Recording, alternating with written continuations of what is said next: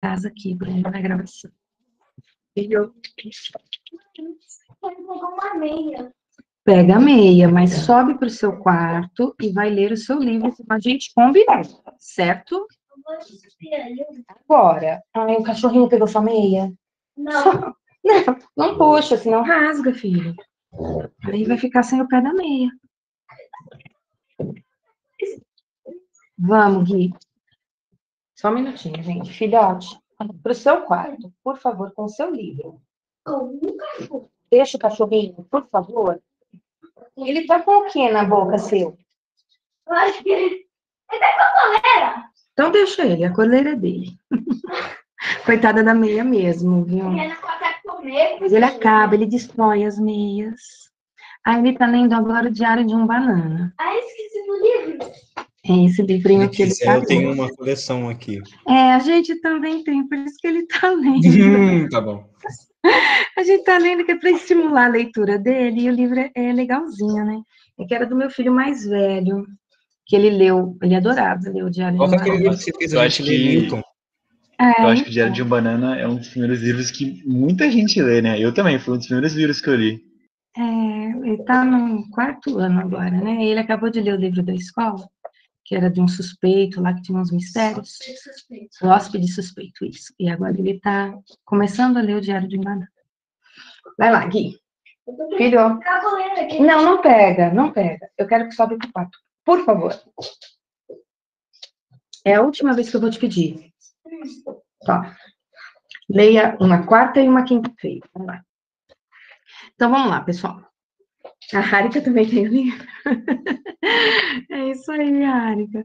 Eu tenho porque eu guardei aí do Gabriel exatamente para o Guilherme. Normalmente eu não guardo livros em casa. Eu acho que lugar de livro é na cabeceira do alguém. A pessoa tem que ler e depois passar para frente. Eu não guardo nenhum livro, gente. Nem os de física eu guardo. Pra vocês terem uma ideia. Acho que eu tenho um livro aqui de física em casa, porque eu uso para tirar exemplos. O resto, todos eu passo adiante. A ideia do livro é circular, né? Livro na estante não gera nada, a não ser poeira. Então, nosso exemplo da aula passada. Na situação do esquema a seguir, um míssil move-se no sentido OX com velocidade V0 de 40 metros por segundo. Então, eu não lembro se eu já fiz alguma coisa desse exemplo com vocês, mas só de olhar aqui o exercício, eu preciso pensar que nessas situações existem 2 dimensões, tá? Então, a primeira coisa. Os exemplos anteriores, que são uma dimensão, eles são mais facinhos da gente entender. Quando eles têm 2 dimensões, a coisa fica um pouquinho mais complicada, tá? Porque eu preciso analisar a conservação da quantidade de movimento nos 2 eixos, no eixo X e no eixo Y. Lembrando, não tem variação de quantidade de movimento quando não tem impulso. Isso é, quando não tem forças externas. Nessas situações que a gente está analisando, que é bomba explodindo, canhão soltando um projétil, um míssil se partindo, nessas situações a gente só tem pares de forças internas, tá? E quando não tem mudança de quantidade de movimento, as únicas forças que atuam é ação e reação, a gente usa o princípio da conservação da quantidade de movimento. Isso é, toda a quantidade de movimento que existe antes do evento acontecer tem que existir depois. E quantidade de movimento é massa vezes velocidade, tá? Só para a gente lembrar do que a gente está falando. Então, nessa situação aqui do míssil, eu vou separar, né, o que é antes da explosão e o que é depois da explosão. E mesmo assim, quando eu for separar antes da explosão com depois da explosão, eu ainda vou dividir isso em 2 situações, eixo X e eixo Y. Então, olhando aqui a situação antes da explosão. Antes da explosão, a única velocidade que esse objeto tem é no eixo X. Então, nós vamos escrever aqui, ó, eixo X. E vamos escrever a quantidade de movimento nesse eixo. Então, a quantidade de movimento no eixo X é a massa do míssil vezes a velocidade dele no eixo X. Qual que é a massa do míssil? ele não deu no enunciado do exercício a massa do míssil, mas deu a massa dos pedaços A, B e C, que era M, 2 M's e 2 M's. O que significa que esse míssil, antes da explosão, vai ter uma massa de 5 M. Velocidade dele no eixo X, está aqui no enunciado do exercício, é o V0, ele vale 40. Então, eu vou fazer 5M vezes 40, o que vai me dar 200M. E vou guardar essa informação, vou deixar ela destacada aqui, ó, em roxinho, rosinha, né? Essa informação. Agora, eu vou pensar na quantidade de movimento no eixo Y, antes da explosão. Antes da explosão, como ele não tem movimento no eixo Y, a quantidade de movimento no eixo Y, portanto, vai ser 0. Não tem velocidade nessa direção. E vou guardar essa informação aqui, ó, em verde, tá? Eixo X está em rosinha, eixo Y está em verde. Agora eu vou analisar o que acontece depois da explosão. Ok, seja bem-vindo na aula, Eduardo. Então, depois da explosão, o que está acontecendo? Então, vamos escrever aqui, ó, depois da explosão. Peraí que o meu D virou uma bolinha. Depois da explosão. Ele sempre fala imediatamente, né? Então, imediatamente depois da explosão. Imediatamente depois da explosão, eu tenho o pedaço A, o pedaço B e o pedaço C. Porém, eu tenho que olhar o que acontece no eixo X e o que acontece no eixo Y, de novo, tá? Vamos começar pelo eixo X. O que está acontecendo depois da explosão no eixo X? A quantidade de movimento é Newton vezes segundo, Diego, a unidade de medida. Aqui eu não estou pondo unidade, porque ele não me deu a unidade da massa, então eu vou deixar por enquanto sem unidade, tá? Então, vamos aqui olhar, depois da explosão, o eixo X. Depois da explosão no eixo X, o VB não está no eixo X, o VB está aqui na diagonal. Sabe qual é a linha de fundo? Não tá mais nele. Vai lá. Então, está aqui na diagonal, eu vou separar essa velocidade em duas componentes, só para vocês terem uma ideia. Seria uma componente da velocidade do B, estou aqui na minha figura, ó, no eixo X, então eu vou ter aqui um VBX, e o meu VB, como ele está na diagonal, isso significa que ele tem uma componente aqui no eixo Y, que é o meu VBY. O A, eu não sei o que acontece com ele, tá? Ele não me falou nada. Inclusive, a pergunta do problema é a velocidade do pedaço A. Mas eu vou olhar, por enquanto, o B e o C, que eu sei o que acontece. O pedaço C está indo na diagonal aqui para baixo. Então, eu vou decompor essa velocidade VC em uma componente no eixo X. Então, eu vou ter um VCX e uma componente no eixo Y. Então, eu vou ter aqui o VCY. E eu não sei nada sobre o pedaço 1. Então, eu vou escrever aqui, no eixo X, depois da explosão, eu vou ter a quantidade de movimento do pedaço A, que eu não sei o que aconteceu com ele, a quantidade de movimento do pedaço B e a quantidade de movimento do pedaço C. Lembrando que são componentes AX, BX e CX. Como é que eu vou calcular essas quantidades de movimento? Então, a quantidade de movimento no eixo X do pedaço A vai ser a massa do A vezes a velocidade do A no eixo X, mais quantidade de movimento do B. É a massa do B vezes a velocidade do B no eixo X. Depois, o pedaço C. É a massa do C vezes a velocidade do C no eixo X. Nós sabemos esses valores, então vamos substituir. Nós sabemos quanto vale a massa do A, então quantidade de movimento no eixo X. A massa do A está aqui, ó, é M, maiúsculo, mas eu não sei quanto vale VAX. que ele quer a velocidade do pedaço A, mais a massa do B. A massa do B está aqui, ó, no enunciado. 2m. Então, aqui, ó, 2m. Velocidade B no eixo X. Então, vou pôr aqui embaixo, ó. Eu tenho aqui a velocidade inteirinha. Aqui eu tenho a componente X. E aqui eu tenho a componente Y. E um ângulo que ele me deu aqui, ó, de 60 graus.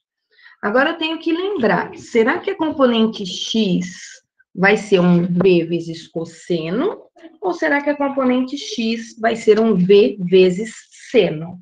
Aí eu preciso saber olhar para a figura e identificar como é que eu calculo essas componentes. Olhando aqui para a figura, o Vx, ele está encostado no ângulo. Se ele está encostado no ângulo, nós vamos dizer, então, que ele é o VB vezes o cosseno de 60.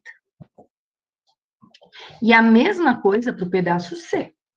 O pedaço C tem massa 2m,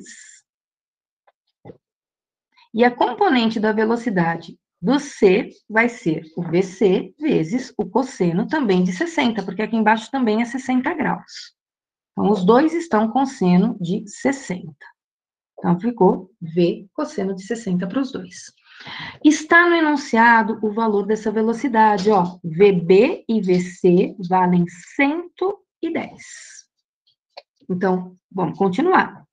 Quantidade de movimento no eixo X, então vai ser M.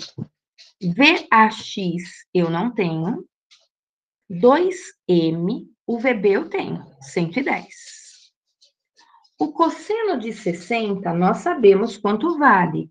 O cosseno de 60 é meio. Aqui eu fico de novo com 2m vezes 110 vezes o cosseno de 60, que é meio. Consigo simplificar o 2 com o 2 nessas duas parcelas aqui, nesses dois termos. Eu fico, então, com quantidade de movimento no eixo X igual a M VAX mais 110 mais 110, o que vai me dar mais 220. E vou guardar isso aqui, ó. Como é eixo X, eu vou lembrar que eu estou destacando o que diz respeito ao eixo X aqui de rosinha, ó. Aqui o meu eixo X, tá? Tudo que é X está em rosinha. Agora, eu vou olhar o que acontece no eixo Y.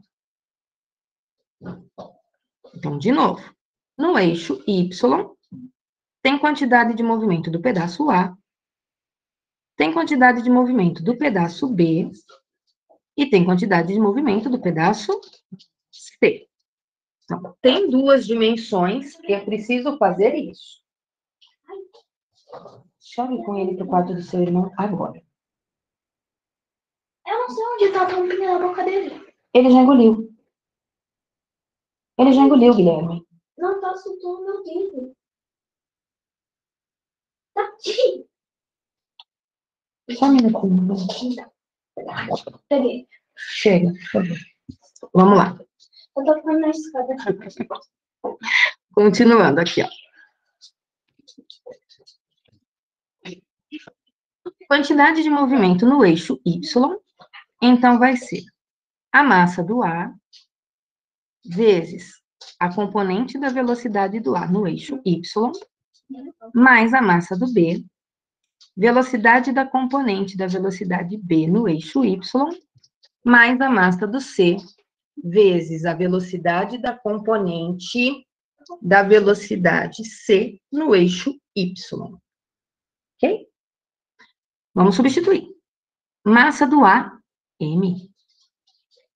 VAY eu não tenho. A pergunta do meu problema é VA. Massa do B, volta lá no enunciado. 2M. Quem é VBY? Vamos voltar na figura das velocidades. A componente Y, se o X foi o cosseno, o Y vai ser o seno. Então, vai ser VB seno de 60. E a mesma coisa para o pedaço C. VB e VC são iguais. Vamos substituir. Quantidade de movimento no eixo Y, então ficou M, VAY, mais 2M's, VB é 110. O seno de 60 é raiz de 3 sobre 2. Aí, de novo, mais 2M, VC é 110, e seno de 60, raiz de 3 sobre 2. Consigo simplificar este 2 com este 2, de novo, 2 com 2. Vou subir um pouquinho aqui a minha escrita. Então, vamos lá, aqui, ó. Quantidade de movimento no eixo Y ficou M, VAY, mais 110 raiz de 3, mais 110 raiz de 3. Isso aqui vai me dar 220 raiz de 3. E vou guardar essa informação. Então, olha o trabalho que está dando, né? Eu preciso fazer eixo X, preciso fazer eixo Y. Antes e depois.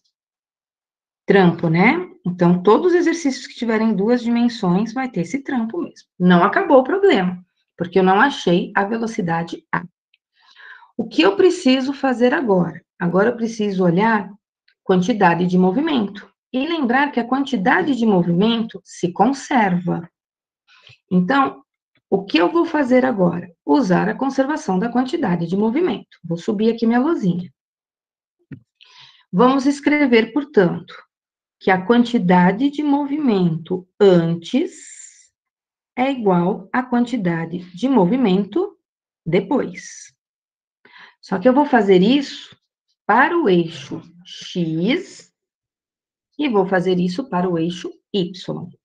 Então, para o eixo X, qual é a quantidade de movimento que a gente tem antes? Tá aqui, ó, de rosinha, bem em cima, ó, 200M. E depois? Depois é... Opa, eu comi um M daqui, ó, gente. Comi um M aqui do rosa. E comi um M daqui também. E lá, tem M aqui, ó. Eu somei e esqueci do M. Bota o M ali. Bota lá em cima e coloca o M. Quantidade de movimento X, ó. Eu tinha um M aqui e ali, ó. Ficou depois M, VAX, mais 220M. Então, eu igualei. O que eu igualei? Igualei o que estava em rosa. Quantidade de movimento no eixo X antes e a quantidade de movimento no eixo X depois. Então, eu igualei essas duas coisinhas aqui que estão em rosa. Consigo simplificar os M's, porque eles estão aqui em todas as parcelas, ó. M, M e M. Fico, então, com 200 menos 220 igual a VAX. Eu achei a componente do vetor velocidade A no eixo X, que vale menos 20. O que significa falar que a componente do vetor velocidade no eixo X é negativa? Quer dizer que o A, depois da explosão, ele vai para trás. Ele vai para trás. Isso aí é sinalzinho de menos. Retrógrado. Esse vai para trás significa retrógrado. Vamos descobrir se ele tem componente de velocidade no eixo Y, tá? Então, o que eu olhei aqui foi eixo X. Agora, eu vou olhar eixo Y. No eixo Y, toda a quantidade de movimento que tem antes tem que ser igual à quantidade de movimento que tem depois. O eixo Y é o que estava em verde, né? Então, antes, no eixo Y, era 0. Aqui, ó, verdinho, aqui em cima, 0. Então, quantidade de movimento no eixo Y antes, 0. Quantidade de movimento no eixo Y, depois. Aqui, ó. depois no eixo Y. Então, depois no eixo Y é M, que multiplica VAY mais 220 raiz de 3M. Eu comi bola em algum lugar. Ah, já sei onde eu comi bola, gente. Comi bola em um ponto aqui, ó. Só um minutinho. Volta aqui na quantidade de movimento no eixo Y depois. Apaga esse pedacinho aqui, ó. Onde eu comi bola? Vejam aqui comigo. O P, depois da explosão, vai para cima a velocidade dele no eixo Y. Ó, VBY tá para cima. O C, a velocidade dele na direção Y tá para baixo. O que significa que eu esqueci de um sinalzinho de menos, tá? Aonde? Aqui, ó. Aqui não é mais. Aqui vai ser menos. Volta aqui em cima. Tá? Por que que aqui é menos? Recapitulando. Porque o pedaço C, na direção Y, ele está indo para baixo, o meu VCY, enquanto o pedaço B está indo para cima. Então, eles têm sentidos opostos. E as velocidades, não posso esquecer que elas são grandezas vetoriais. Então, é um exercício aqui cheio de detalhezinho. E aí, o que acontece que eu tinha esquecido, né? Esse sinal faz toda a diferença para nós. Porque ao invés de aparecer o 220 raiz de 3, olha o que acontece.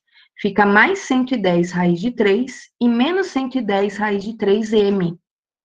Então, esses dois termos, eles somem, ok? Porque um é positivo e o outro é igualzinho negativo. E aí, no eixo Y, depois da explosão, eu só tenho isso aqui, ó, MVAY, tá? Não tem mais nada. O que significa que o VAY vai dar 0.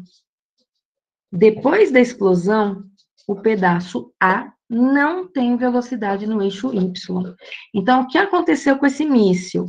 O míssil explodiu, o pedaço B foi para cima, na diagonal, o pedaço C foi para baixo, na diagonal, e o pedaço A foi para trás, que é o que a gente esperava mais ou menos que acontecesse aí com a explosão desse míssil. Não dá para esperar que o outro pedaço também vá para frente, tá? Quando uma bomba explode, ela vai aí em todas as direções, os pedacinhos da bomba, né? Não vai só para frente, não vai só para cima, e assim por diante.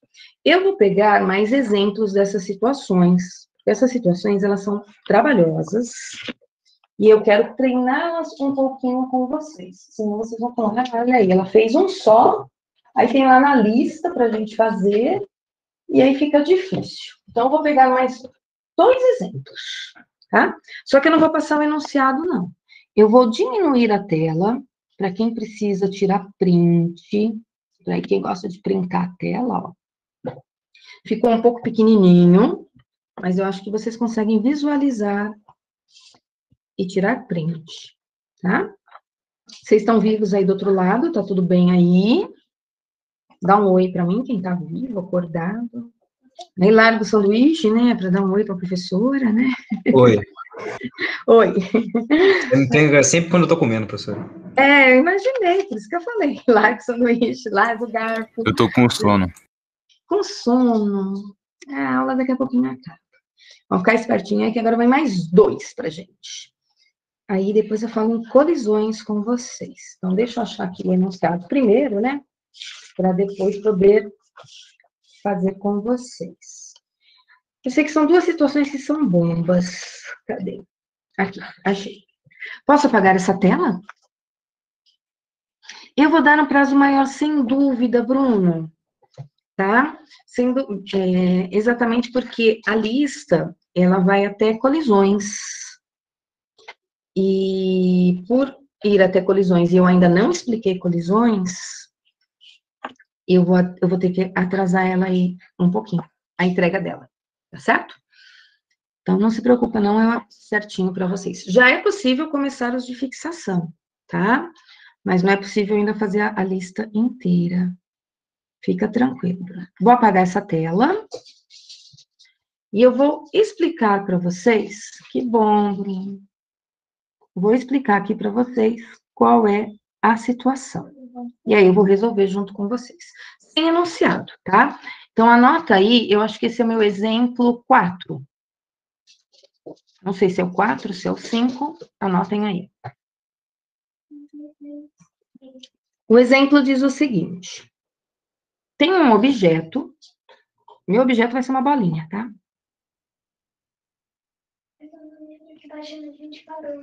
Então, ele tem 6 quilogramas, tá? Esse objeto, ele está com uma velocidade na horizontal para a direita, está desenhado aqui no enunciado. E a velocidade dele é 6 metros por segundo. E aí, o que acontece com esse objeto? Esse objeto explode.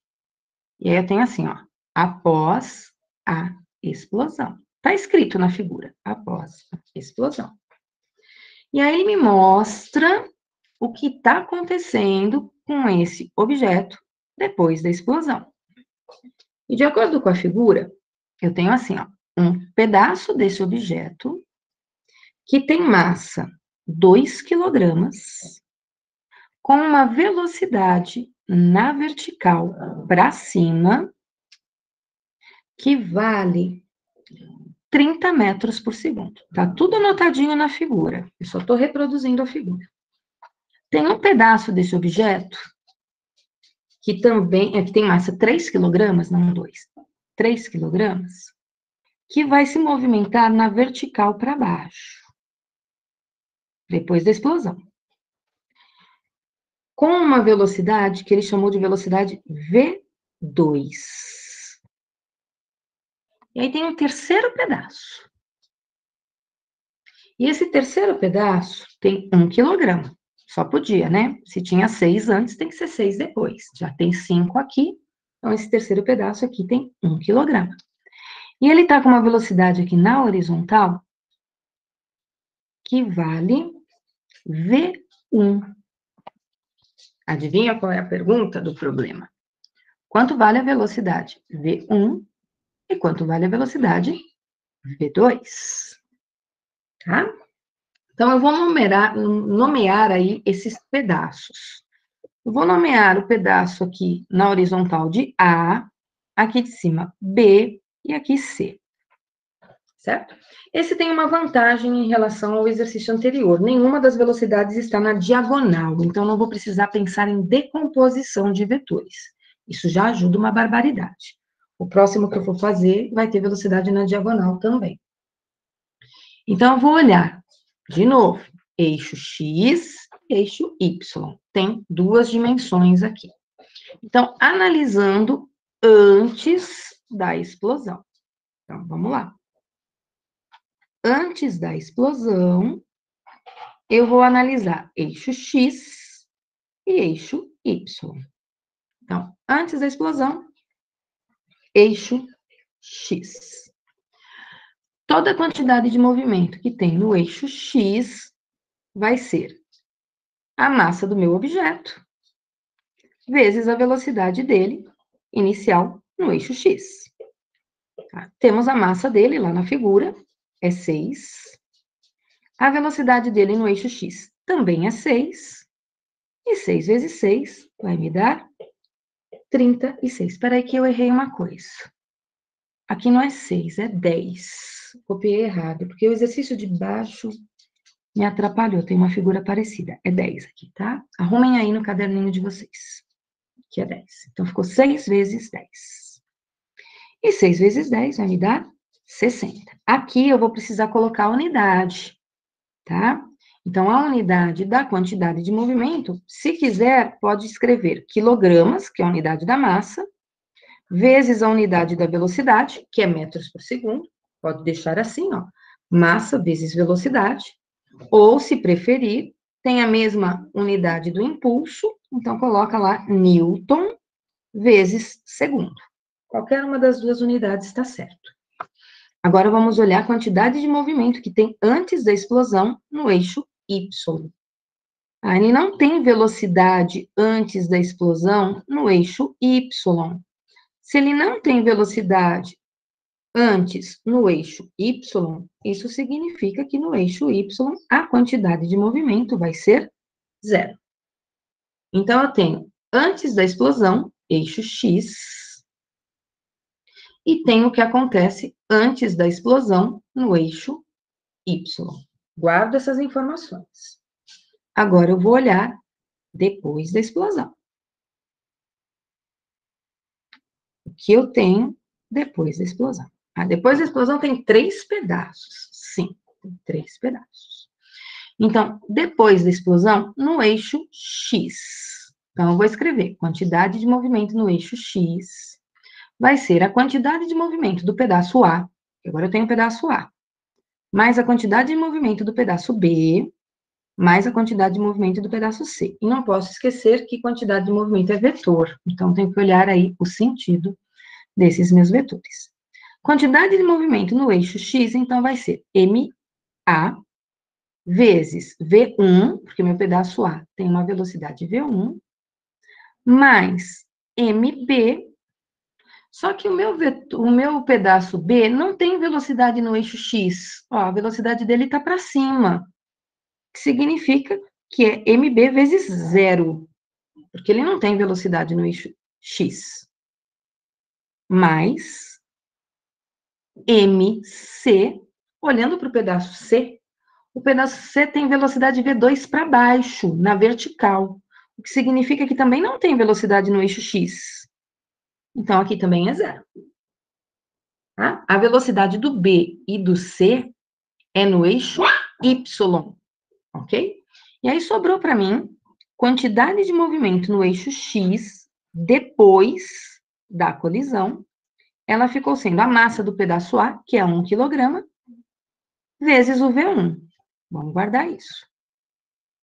Daqui a gente já vai tirar o V1, né?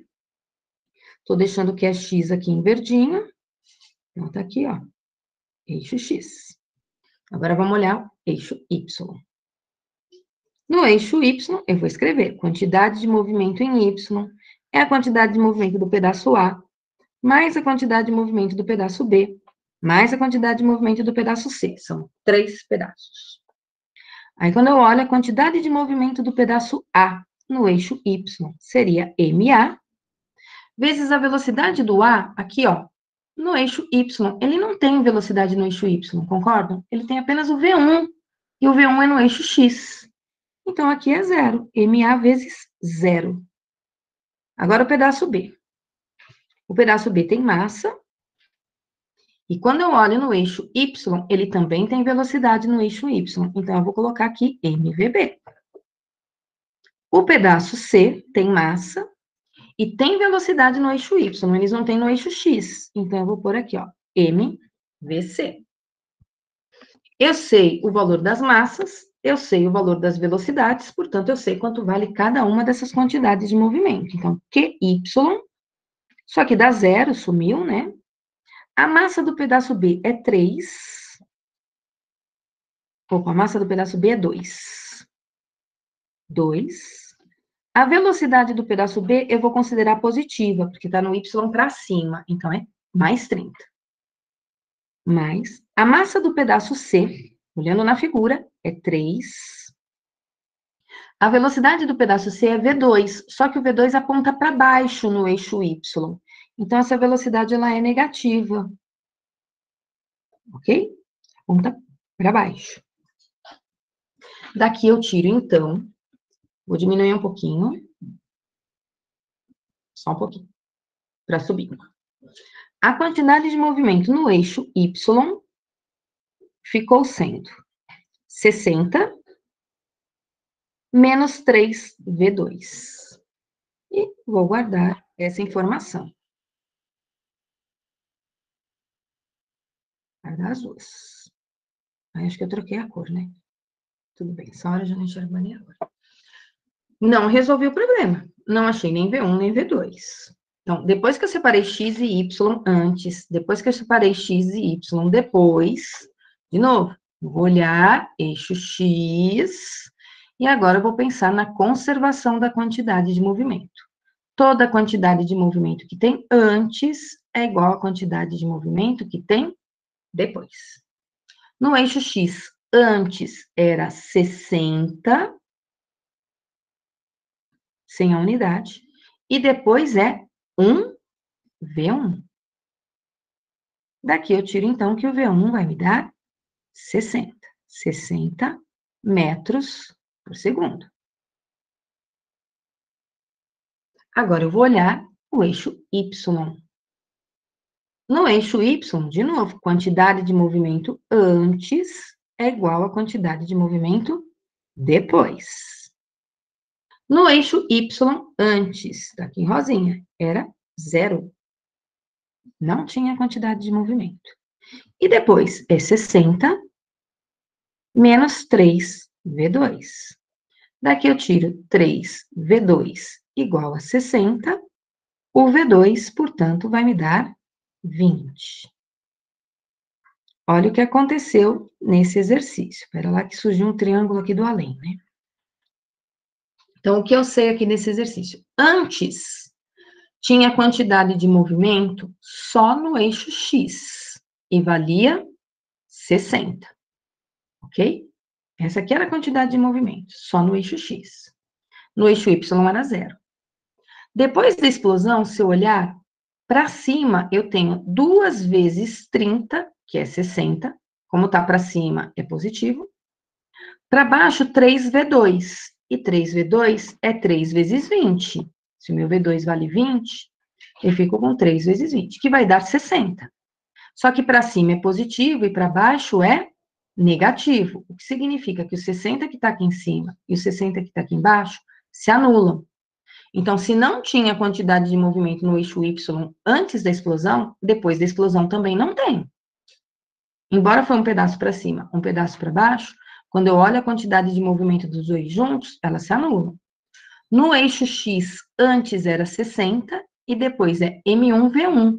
O M1 é 1, o V1 é 60. 1 vezes 60 é 60. Então, no eixo X conservou 60, ó. E no eixo Y conservou 0, porque para cima eu tenho 60 positivo, para baixo eu tenho 60 negativo. Ok, até aqui. Tudo bem?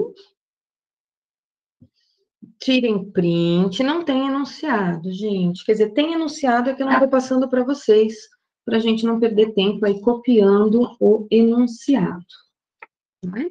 Mas tira print, copia, coloquem as observações que vocês acham pertinentes, isso é, as observações que vocês consideram importantes, para não esquecer depois. Tá? Posso apagar essa tela, ou tem alguém copiando? Vou começar a chamada, rapidão, ó. Hoje é dia 24/5. Alisson está presente? Põe um S para mim, se estiver na aula. O Breno, eu sei que está por aí, mas eu quero que ponha um S para mim. Salve, salve, Breno. Cadê o Bruno? Vai por SS para mim também, Bruno. Aê, Bruno. Caio, eu quero o Caio Damasceno e o Caio Gonçalves. Os dois estão aí? Salve, o Caio Gonçalves. Damasceno. Kaique, cadê o Kaique? Põe um S para mim, aí, salve, Kaique. Diego, tá por aí, Diego? Oi, Diego. Cadê o Du? Du tá na aula? Salve. Aí, graças a Deus, né? Em nome do Senhor, Jesus. Vamos lá. Evelyn? É isso aí, Vitor. Cadê a Evelyn? Não? Agora, os Gabs. O Gabi Luz, o Gabi Machado e o Gabi Mendes. Gabi Luz tá aí. E o Mendes também. Cadê a Gi? Gi tá aí na aula, Gi? Não? E, nem a Giovana Marques, nem a Giovana Nicole? A Giovana Nicole tá. Beleza. O Giovanni tá por aí? Hello. How are you, Giovanni? Gu, cadê o Gu? Fine. Very good. O Gu tá aí. Cadê a Elô? Salve, salve, Elô. Cadê o João Henrique? Eu estou bem. Nossa, agora você falou bem chique, como vossa pessoa está. Olha, que chique. Daqui a pouquinho eu continuo a chamada. Vou fazer mais uma situação, tá? Eu chamei você, Evelyn, mas acho que você estava distraída. Ai, que delícia, você foi pegar comida. Ai, que coisa boa. É isso aí. Vos merci. Vamos lá. Mais um exemplo. Eu vou marcar aqui como exemplo 5, mas eu não tenho certeza se é o 5 não, viu? Vos merci virou você, né? Que virou C, com só C, né? Aí depois você põe só a letrinha C, assim. Você vai, você fica, só a letrinha C. Então, o próximo exemplo. Vai abreviando tanto, né? Daqui a pouco ficou só a letra do alfabeto ali. Só a consoante. O próximo exemplo. Próximo exemplo também tem enunciado que eu não vou passar para vocês. Mas, de novo, é uma bomba, tá? Um objeto, não precisa ser necessariamente uma bomba, né? Mas aqui ele diz que é uma bomba de 2 quilogramas. E essa bomba está com uma velocidade de 60 metros por segundo no eixo X. Tá? E aí o problema diz que ocorre a explosão dessa bomba. E aí quando tem a explosão, ele dá uma figura para mim que mostra pontilhadinho o eixo horizontal, pontilhadinho aqui, ó, um eixo vertical, opa, isso é, 2 dimensões pelo menos. E aí ele dá, nesses eixos, um pedaço da bomba que forma um ângulo de 53 graus horizontal. Olha que legal, 53 graus, tá? E esse pedaço que forma um ângulo de 53 graus está com uma velocidade que ele chamou de VA. Tem um segundo pedaço da bomba, que está desenhado aqui, ó, aqui embaixo. E esse segundo pedaço, ele tem uma velocidade na vertical, que ele chama de VB. Adivinha qual é a pergunta do problema, né? Quanto vale VA e quanto vale VB? No enunciado, ele dá uma informação importante, que é a seguinte: quando tem a explosão, imediatamente após a explosão, esses pedaços, esses 2 pedaços, têm massas iguais. Então, vamos nomear aqui em cima de pedaço A, aqui embaixo de pedaço B. Como ele disse que tem massas iguais, eu vou pôr aqui, ó, MA é igual a MB. Isso é, cada um deles tem 1 quilo. Antes eram 2 quilos, separou em 2 partes iguais, então 1 quilo é o pedaço A, 1 quilo o pedaço B. Ele deu no exercício uma outra informação para mim no enunciado, tá? Ele deu o seno de 53. Nossa, gente, meu cachorrinho tá doido aqui na frente. Ele tá correndo desesperadamente com o bichinho dele na boca. Ele está escutando o barulho. Filhote é fogo, né? Criança é uma alegria, né? Não te fala, né? Seno de 53 é 0,8. E cosseno de 53 é 0,7. Então, isso aqui está no enunciado do exercício.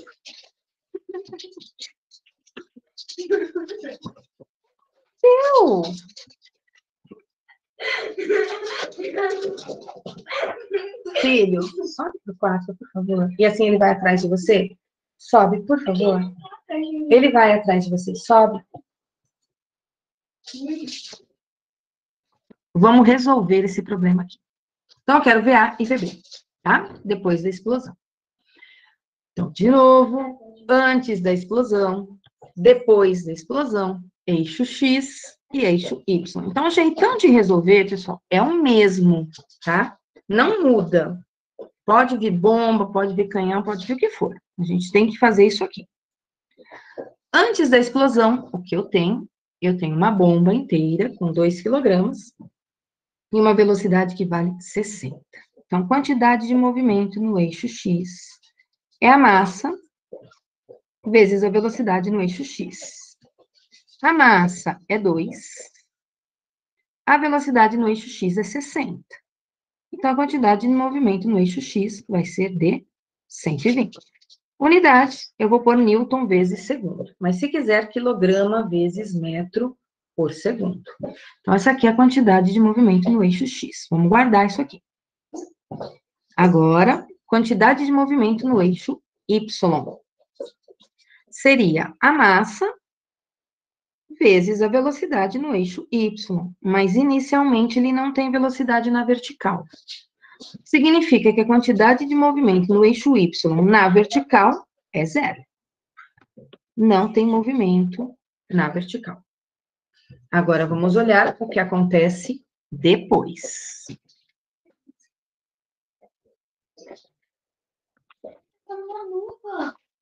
Você pode pegar minha lupa?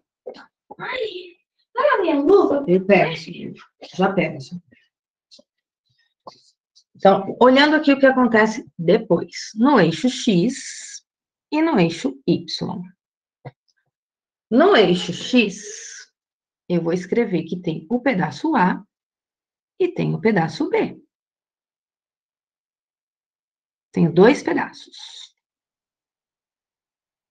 O pedaço A tem uma velocidade na diagonal. Toda vez que tem velocidade na diagonal, significa que a gente tem que decompor. Isso é, eu vou ter uma componente da velocidade no eixo X e eu vou ter uma componente da velocidade no eixo Y. Formou ângulo, tem que fazer decomposição, tá?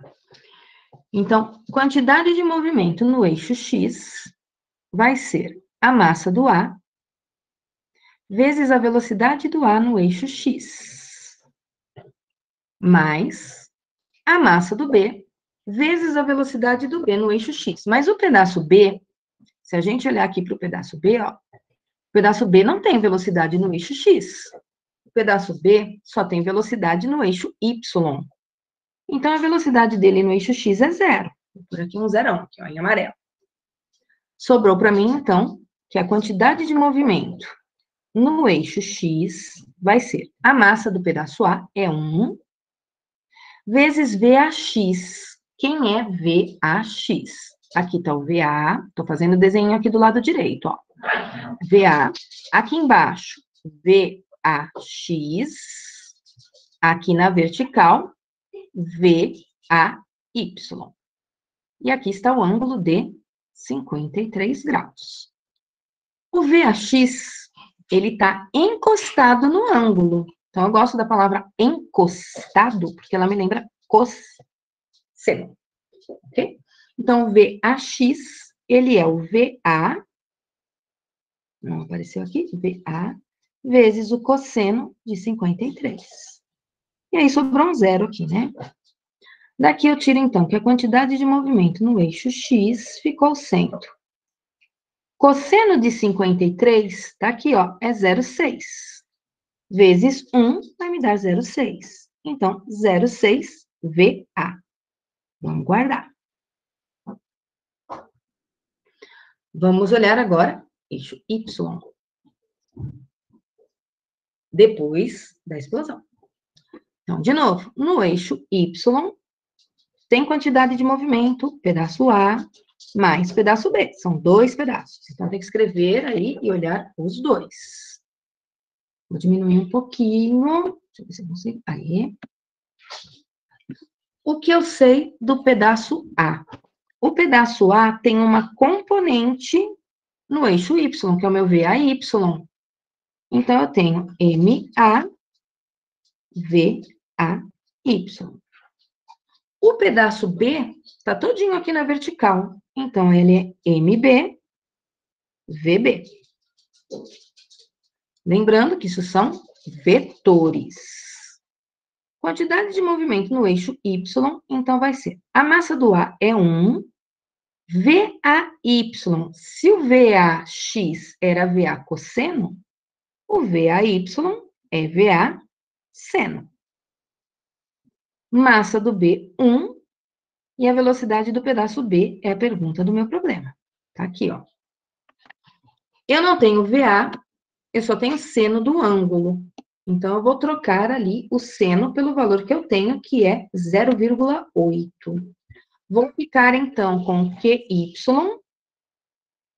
igual a 1. Já vou trocar, tá? Uma vez o 0,8 dá 0,8 mesmo. Então, 0,8 VA mais 1 VB. Aqui tá meu QY.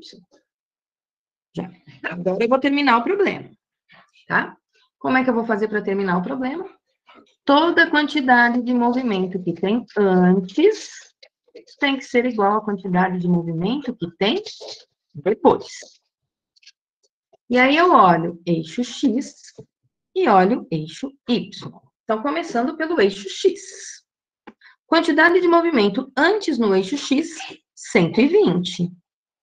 Aqui em cima, do lado esquerdo. Quantidade de movimento depois no eixo X, 0,6 VA. Daqui eu tiro, então, que o VA é 120 dividido por 0,6, o que vai me dar 200. Então, achei a velocidade do pedacinho A. Agora, eu vou achar a velocidade do pedaço B, olhando o eixo Y. Quantidade de movimento antes igual a quantidade de movimento depois. Antes, no eixo Y, ela era 0. Depois, no eixo Y, ela é 0,8 VA mais 1 VB. Eu não sei se vocês repararam, mas quando eu fiz a escrita aqui do que acontece no eixo Y, eu não levei em consideração uma coisa importante, tá? Que coisa importante é essa? O pedaço A, ele tem uma velocidade no eixo Y para cima. E o pedaço B tem uma velocidade no eixo Y para baixo, tá? Eu não pus aqui um sinalzinho de menos no VB. Vou deixar assim por enquanto, só para vocês verem o que acontece, tá? Então, 0 é igual a 0,8 VA. VA eu acabei de calcular, ó, é 200. Mais 1 VB. Eu não pus o sinalzinho de menos aqui. Eu vou ficar, então, com menos VB igual 0,8 vezes 200 vai me dar 160 metros por segundo. O que significa que, se eu não pus o sinalzinho de menos ali na frente, quando eu estava fazendo, ó, o sinalzinho de menos apareceu aqui para mim. E aí eu preciso saber interpretar esse sinal de menos, tá? Ou eu coloco, já falei isso para vocês na aula passada, ou eu coloco o sinal de menos, já admitindo que o B está no sentido oposto, ou eu deixo esse sinalzinho de menos aparecer. E aí, quando esse sinal de menos aparece, isso significa que esse está indo na parte Y no sentido negativo, né? Porque o VB está aqui, ó, na parte Y. Então, ele aponta para baixo, e para baixo na matemática, no eixo Y, nós admitimos que seja negativo. Ok, até aqui, tranquilo, nem tanto, né? Mas acho que com 3 exemplos, ficou bem claro o que eu tenho que fazer. Antes, X e Y.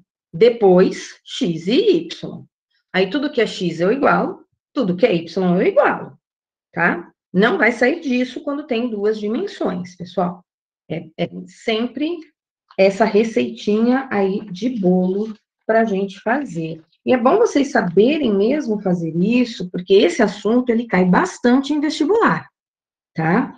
Então, isso aí pode ter certeza que o Unicamp vai fazer alguma questãozinha desse tipo aí para vocês responderem uma segunda fase, FUVEST também. Então, olha, não é diretamente a lei de Newton, né, aplicada no ZF igual a MA, nem dava para fazer isso, né? E também não são aquelas equaçõezinhas de velocidade, de espaço, tempo que a gente trabalhou tanto lá no primeiro ano. Continuando aqui na chamada, enquanto o pessoal está tirando print aí, né, da tela, se achando aí, eu estou no João Pedro Carvalho Santos, que nunca vem na minha aula, mas tem que chamar. O João Vitor Macedo está por aí? Presente, professor. Salve, salve, João. Cadê o João Vitor Santos? Tá por aí, João Vitor Santos? O João Vitor Martins Lima? Não. A Ju Gabi. A Juliana eu sei que não tá. A Ju Gabi. Salve, Ju. A Laurinha. Não. Lucas. Salve, Lucas. Luiz Guilherme. Luiz Guilherme tá por aí? Matheus Estevam. Salve, Matheus. Matheus Henrique. Não. Nicolas, o Félix e o Cardoso. Oba, os dois estão aí. Salve, salve para os dois. O Pedro Baumgartel. Pedrinho, cadê você, Pedrinho? Tava na aula, não tava, Pedrinho? Aí. A Harika. Vou fazer escrever um S para mim. Um oi, uma boa noite. Eu sei que você tá aí, Harika. Aí. Rian, mas é só para atrapalhar. Cadê o Rian? Eu sei que também tá aí, eu também atrapalho. Cadê Rian? Como assim o Rian não tá aí hoje? Cadê o Vitor? Vou fazer escrever de novo, Vitor. Põe um salve aí. Boa noite, Glaucia. Tô aqui, tô aqui. Aê, tá aí, microfone aberto. Cadê a Vicky? Vi, cadê você? Vi, aparece, Vi, dá um oi. Vi, não veio hoje, a Vitória? Como assim a Vitória não veio hoje? Então, pessoal, vou apagar essa luzinha. E vou falar, na verdade, o assunto continua, né?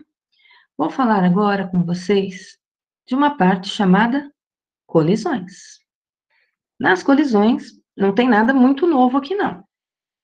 É sempre mais do mesmo, tá? O que acontece nas colisões? Quando eu penso em colisões, eu penso em batida de carro, eu penso em um jogo de sinuca, onde uma bolinha colide com a outra, tá? Sempre que um objeto está batendo em outro, a gente pode classificar isso como colisões.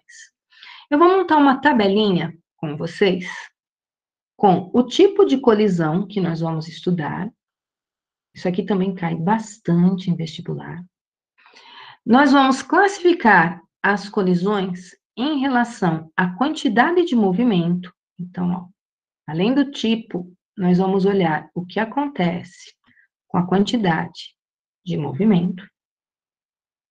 Nós vamos analisar nas colisões o que acontece com a energia cinética. Eu não vou falar energia mecânica, porque energia mecânica sempre se conserva, tá? O que não se conserva é energia cinética, energia potencial, porque eu tenho sempre uma forma de energia se transformando em outra. E também vai surgir para nós uma grandeza física chamada coeficiente de restituição. Daqui a pouquinho eu defino isso aqui, coeficiente de restituição. Mas para esse tal de coeficiente de restituição, nós usamos a letrinha E para ele, tá? E aí, essa minha tabelinha, vou aqui criar minhas colunas, né? Quantidade de movimento, energia cinética, coeficiente de restituição, e vou colocar 3 linhas nessa minha tabelinha, porque eu só tenho 3 tipos de colisões. Não tenho mais que 3. Então, vou pôr aqui as 3 que nós vamos estudar, tá? Uma delas na prática, não existe. Ela só existe no mundo virtual e nas teorias de física. Na prática, eu não consigo uma dessas colisões. Então, nós vamos classificar com 3 nomes essas colisões. Nós vamos chamar elas de elásticas, ou ainda vai aparecer aqui, ó, o termo perfeitamente elástica. Tá? Nós vamos classificá-las como inelásticas. Essa é bem comum de acontecer. Tudo bem, Bruno. E a perfeitamente elástica, a gente também vai usar aqui o termo, para inelástica, também o termo perfeitamente. E nós temos as colisões que nós chamamos de colisões parciais, ou parcialmente elástica. É que eu vou colocar as 2 palavras aqui. É parcialmente elástica. Não existe parcialmente inelástica. Inelástica, vocês já vão entender por quê. Parcialmente elástica. É fácil diferenciar elas. A inelástica é mais fácil que a gente tem de identificar, tá? A parcial e a elástica são as mais difíceis. Numa colisão, o que acontece com a quantidade de movimento? Então, eu vou imaginar num jogo de sinuca. Eu tenho uma bolinha que vai colidir com uma outra bolinha, tá? Aí quem joga sinuca deve saber, ó, tem uma bolinha que é a branca, que é maior, aí tem as bolinhas coloridas, elas têm uma numeração, então você tem que seguir a sequência para colocá-las na caçapa. Dependendo do jeito que você bate com o taco, ela vai ter um efeito, vamos dizer assim, né, no movimento dela. Com o ângulo que você coloca, você vai saber bater certinho numa posição na outra bolinha, para que ela saia no ângulo certo para entrar na caçapa. Então, quem joga sinuca entende muito de conservação de quantidade de movimento. Não é intuitivo, mas entende, tá?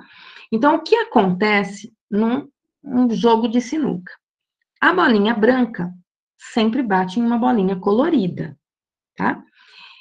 Não importa a cor das bolinhas, o que importa é que tem colisões. E na colisão, o que eu sei? Essa é bom aí na sinuca, Edu? Que bom, Edu. É gostoso jogar sinuca, eu também gosto. Então, quando a bolinha branca bate na bolinha colorida, a bolinha branca aplica uma força na bolinha colorida. Isso é uma ação. E a toda ação existe uma reação. Então, a bolinha branca também vai ter uma força sobre ela. Eu não estou considerando aqui o taco, tá? O taco é uma força externa na bolinha branca. Mas a partir do momento que o taco bateu na bolinha branca, eu não tenho mais força externa na bolinha branca. Eu só tenho uma bolinha branca se movimentando para bater em uma outra bolinha. Então, a bolinha branca bate na vermelha, por exemplo. Quando a bolinha branca bate na vermelha, a bolinha vermelha bate na branca. Ação e reação. Quando a gente tem 2 carros se movimentando e um carro colide com o outro, o que acontece? Acontece um desastre, não é isso? Então, eu tenho um carrinho, esse carrinho tem uma certa velocidade aqui para a direita, aí eu tenho um outro carrinho vindo na contramão, na esquerda, e aí esses carrinhos vão colidir um com o outro. Isso significa que o meu carrinho da esquerda vai interagir com o da direita, aplicando uma força sobre ele. Então, aqui eu vou ter uma ação. Esse carro bate no outro. Isso é uma ação. Se o carro da esquerda bateu na direita, isso também significa que o carro da direita bateu no da esquerda, que é uma reação. E os dois se estragam. Certo? Para ação e reação. Então, não importa quais objetos estejam colidindo, nas colisões só tem forças de ação e reação. Isso é, não tem forças externas durante a colisão. Então, se não tem forças externas durante a colisão, isso significa que toda a quantidade de movimento que tem antes é igual à quantidade de movimento que tem depois. E não importa o tipo de colisão. Se ela é elástica, se ela é inelástica, se ela é parcial, isso não importa. Quando eu falo colisão, significa um bateu no outro. Só tem ação e reação. Não tem outras forças atuando na situação. Então, a quantidade de movimento sempre vai se conservar. Isso é bacana para nós, porque nós sempre vamos começar os exercícios olhando quantidade de movimento. Vocês vão ver, começa o exercício por onde há quantidade de movimento. Não importa o tipo de colisão, quantidade de movimento se conserva. O que diferencia as colisões? O que diferencia as colisões é a energia cinética. A colisão perfeitamente elástica é aquele tipo de colisão que não existe, tá? Por que ele não existe? É um objeto que bate no outro. E quando o objeto bate no outro, a primeira coisa que a gente sabe, tem barulho, gente. O que significa que a energia cinética se transformou em som. Dependendo do que bateu, se for 2 carros, por exemplo, além de som, tem deformação dos carros. Então, uma parte da energia cinética foi para transformar a massa, para deformar ali a matéria. Dependendo do tipo de deformação, também gera aquecimento durante a colisão. Então, eu tenho aqui energia térmica. Dependendo de colisão, sai faísca. Então, eu tenho energia luminosa. Isso significa que numa colisão, na prática, a energia cinética não se conserva, tá? Então, sempre que eu tiver uma colisão e a energia cinética não se conservar, é porque uma parte da energia cinética virou luz, uma parte virou som, uma parte deformou a matéria e outra parte aqueceu. E aí, não é uma colisão perfeitamente elástica, porque a colisão perfeitamente elástica, ela é uma idealização. Isso é, ela é aquela colisão que não tem nada disso que eu coloquei. Isso é, não tem luz nessa colisão, colidiu e não saiu nenhuma faísca. Não tem nenhum tipo de aquecimento durante a colisão. Não tem nenhum tipo de deformação durante a colisão. Ocorre a colisão e não tem som, tá? Então, essa colisão não existe, mas virtualmente ela existe. Então, nós vamos dizer que a energia cinética antes é igual à energia cinética depois. Então, conservou energia cinética. Quando eu penso em energia cinética, eu só tenho uma opção: ou conserva, ou não conserva. O que significa que aqui embaixo não tem conservação de energia cinética, nem para a perfeitamente elástica e nem para a parcial. Porque só tem uma opção: ou conservou, ou não conservou. Aí vocês vão olhar para mim e vão falar, mas Glaucia, a energia na colisão elástica conserva a quantidade de movimento, conserva a energia cinética. Aí depois, a inelástica e a parcial estão iguais, ó. Quantidade de movimento conservou, energia cinética conservou. O que vai diferenciar essas duas? A colisão perfeitamente inelástica, depois da colisão, os corpos se movem juntos.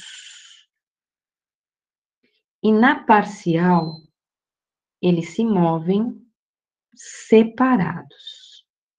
Quer dizer, tem a colisão, aí aconteceu a colisão, os dois passaram a se movimentar um junto com o outro.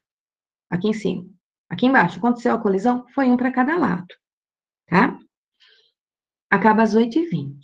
Vou dar um exemplo dessas colisões para vocês. Quando eu me mudei para Campinas, eu tinha um carrinho. Era um Escort. E eu saí do Carrefour Dom Pedro, ali na rodovia Dom Pedro, para vir para Barão Geraldo. Então, eu saí do Carrefour, aí eu tinha que fazer um balão para cair na Dom Pedro. Esse era meu trajeto, tá? Fazia o balão e pá, ia sentido Barão Geraldo. Aí o dia que eu fui no Carrefour, estava chovendo muito. Aí o que eu fiz? Saí do Carrefour, na chuva, lá com o meu carrinho, e eu fui fazer esse contorno para entrar na rodovia Dom Pedro. Estava chovendo muito. E eu entrei na Dom Pedro, né? Eu virei e entrei na Dom Pedro. Eu entrei mais ou menos com o meu carrinho, aqui assim, ó, com uma velocidade de uns 20 quilômetros por hora. Só que quando eu entrei na Dom Pedro, eu não vi que vinha vindo um caminhão, sentido Barão Geraldo, ele ia para Paulínia, na verdade. Caminhão de combustível, transporte de combustível. Estava vazio. E esse caminhão vinha a 60 quilômetros por hora. Então, o que aconteceu? O caminhão estava mais rápido que eu. Né? Bem mais rápido que eu, né? Não lembro se é 60 ou se é 80. E estava chovendo muito. E como eu entrei assim, de sopetão na frente dele, ele não conseguiu frear, tá? E aí teve a colisão com o meu carro. Para o meu azar, essa colisão não foi perfeitamente inelástica. Por que eu digo para o meu azar? Porque se a colisão fosse perfeitamente inelástica, o caminhão teria colidido com o meu carro e os dois estariam juntinhos com uma velocidade, ainda por um tempo na Dom Pedro. Aí eu diria, ó, uma colisão perfeitamente inelástica. O caminhão empurrou o meu carro depois da colisão. Mas não foi isso que aconteceu. Então, os dois não caminharam juntos depois da colisão. Se fosse juntos, era uma colisão inelástica. O que aconteceu depois da colisão? Depois da colisão, eu não sabia o que tinha batido no meu carro. Mas a minha reação foi largar o volante. Então, eu estava dirigindo, mas eu larguei o volante. E imediatamente, não, Harika, não tinha seguro. E imediatamente eu ergui as pernas para cima do banco. Quer dizer, eu não pisei nem no pedal. Né?